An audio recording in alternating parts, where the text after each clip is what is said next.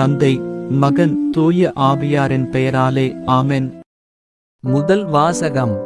மக்களுக்கு தீங்கிழைக்கும் எண்ணத்தை மாற்றிக்கொள்ளும். விடுதலை பயண நூலிலிருந்து வாசகம். அதிகாரம் 32. இறை வார்த்தை 7 முதல் 14 வரை. அந்நாள்களில் சீனாய் மலையில் ஆண்டவர் மோசேயை நோக்கி, இங்கிருந்து இறங்கிப் போ.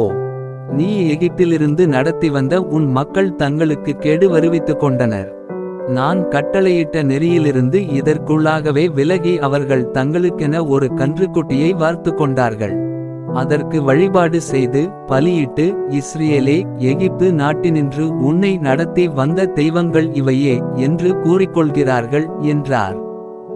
மேலும் ஆண்டவர் மோசேயிடம், இம்மக்களை எனக்கு தெரியும், வணங்கா கழுத்துள்ள மக்கள் அவர்கள். இப்போது என்னை விட்டுவிடு. அவர்கள் மேல் என் கோபக்கனல் மூண்டிருப்பதால் நான் அவர்களை அழித்தொழிக்கப் போகிறேன். உன்னையோ பேரினமாக்குவேன் என்றார். அப்போது மோசே தம் கடவுளாகிய ஆண்டவர் முன் மன்றாடி, ஆண்டவரே, மிகுந்த ஆற்றலோடும் வலிமை மிகு கரத்தோடும் நீர்தாமே எகிப்து நாட்டிலிருந்து கொண்டு வந்த மக்களுக்கு எதிராக கோபம் மூழ்வது ஏன்? மலைகளில் அவர்களை சாகடிப்பதற்கும் மண்ணிலிருந்து அவர்களை அழித்தொழிப்பதற்குமாக வஞ்சகமாய் ஆண்டவர் அவர்களை கூட்டிச் சென்றார் என்று எகிப்தியர் சொல்ல இடம் தருவானேன்? உமது கடுஞ்சினத்தை விட்டுவிட்டு மக்களுக்கு தீங்கிழைக்கும் எண்ணத்தை மாற்றிக்கொள்ளும். அடியாராகிய ஆபிரகாமையும் ஈசாக்கையும் இஸ்ரேலையும் நினைந்தருளும். நான் உன் வழிமரபினரை விண்மீன்கள் போல் பெருகச் செய்வேன். நான் வாக்களித்த இந்நாடு முழுவதையும் உன் வழிமரபினருக்கு அளிப்பேன். அவர்கள் அதை என்றென்றும் உரிமை சொத்தாக்கிக் கொள்வர் என்று நீராகவே அவர்களுக்கு ஆணையிட்டு அறிவித்துள்ளீரே என்று வேண்டிக் கொண்டார். அவ்வாறே ஆண்டவரும் தம் எண்ணத்தை மாற்றிக்கொண்டு தம் மக்களுக்குச் செய்யப்போவதாக அறிவித்த தீங்கை செய்யாது விட்டுவிட்டார். இது ஆண்டவரின் அருள்வாக். பதிலுரை பாடல். பல்லவி. ஆண்டவரே, உமது இரக்கத்திற்கு ஏற்ப என்னை நினைவுகூரும். அவர்கள் ஓரேபில் ஒரு கன்றுக்குட்டியை செய்து கொண்டனர். வார்ப்பு சிலையை விழுந்து வணங்கினர். தங்கள் மாட்சிக்கு பதிலாக புல் தின்னும் காளையின் உருவத்தை செய்து கொண்டனர். பல்லவி. ஆண்டவரே, உமது இரக்கத்திற்கு ஏற்ப என்னை நினைவுகூரும். தங்களை விடுவித்த இறைவனை மறந்தனர். எகிப்தில் பெரியன புரிந்தவரை மறந்தனர். காம் நாட்டில் அவர் செய்த வியத்தகு செயல்களை மறந்தனர். செங்கடலில் அவர் செய்த அச்சுறுத்தும் செயல்களையும் மறந்தனர். பல்லவி. ஆண்டவரே, உமது இரக்கத்திற்கு ஏற்ப என்னை நினைவுகூரும். ஆகையால் அவர்களை அவர் அழித்துவிடுவதாக கூறினார். ஆனால் அவரால் தேர்ந்துகொள்ளப்பட்ட மோசே அவர் முன் உடைமதில் காவலர் போல் நின்று அவரது கடுஞ்சினம் அவர்களை அழிக்காதவாறு தடுத்தார். பல்லவி. ஆண்டவரே, உமது இரக்கத்திற்கு ஏற்ப என்னை நினைவுகூரும். நற்செய்திக்கு முன் வசனம்.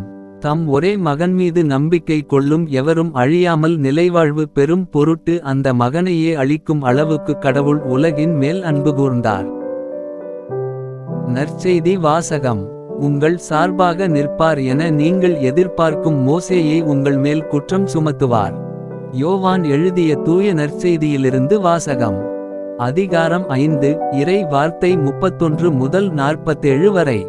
அக்காலத்தில் இயேசு யூதர்களை நோக்கி கூறியது, என்னை பற்றி நானே சான்று பகர்ந்தால் என் சான்று செல்லாது. என்னை பற்றி சான்று பகர வேறு ஒருவர் இருக்கிறார். என்னை பற்றி அவர் கூறும் சான்று செல்லும் என எனக்கு தெரியும்.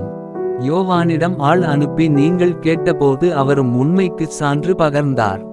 மனிதர் தரும் சான்று எனக்கு தேவை என்பதற்காக அல்ல, நீங்கள் மீட்பு பெறுவதற்காகவே இதை சொல்கிறேன். யோவான் எரிந்து சுடர்விடும் விளக்கு. நீங்கள் சிறிது நேரமே அவரது ஒளியில் களிகூர விரும்பினீர்கள். யோவான் பகர்ந்த சான்றை விட மேலான சான்று எனக்கு உண்டு. நான் செய்து முடிக்குமாறு தந்தை என்னிடம் ஒப்படைத்துள்ள செயல்கள், நான் செய்து வரும் அச்செயல்களே தந்தை என்னை அனுப்பியுள்ளார் என்பதற்கான சான்றாகும். என்னை அனுப்பிய தந்தையும் எனக்கு சான்று பகர்ந்துள்ளார். நீங்கள் ஒருபோதும் அவரது குரலை கேட்டதுமில்லை, அவரது உருவை கண்டதுமில்லை. அவரது வார்த்தையும் உங்களுக்குள் நிலைத்திருக்கவில்லை, ஏனெனில் அவர் அனுப்பியவரை நீங்கள் நம்பவில்லை. மறைநூல் வழியாக நிலைவாழ்வு கிடைக்கும் என எண்ணி அதனை துருவி ஆய்ந்து பார்க்கிறீர்களே. அம்மறை நூலும் எனக்கு சான்று பகர்கிறது. வாழ்வு பெறுமாறு என்னிடம் வர உங்களுக்கு விருப்பம் இல்லை.